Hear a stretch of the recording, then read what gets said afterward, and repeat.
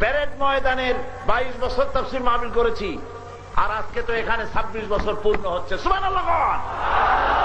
কে ঠেকাবি আল্লাহর কোরআন? ঠেকাতে পারবে কেউ? প্রথম দিনে চট্টগ্রাম তাফসীরুল কোরআন মাহফিল প্রথম দিনে প্যারেড ময়দানের শেষ দিনের মতো লোক হয়েছে। দ্বিতীয় দিনে আরো বেশি। তৃতীয় দিনে আউটার স্টেডিয়ামের চতুর্দিকে 7টা রাস্তা, স্টেডিয়ামের ভেতরে ধারণ ক্ষমতা 40,000। স্টেডিয়াম ছেড়ে দেওয়া হয়েছে মেয়ে লোকদের জন্য।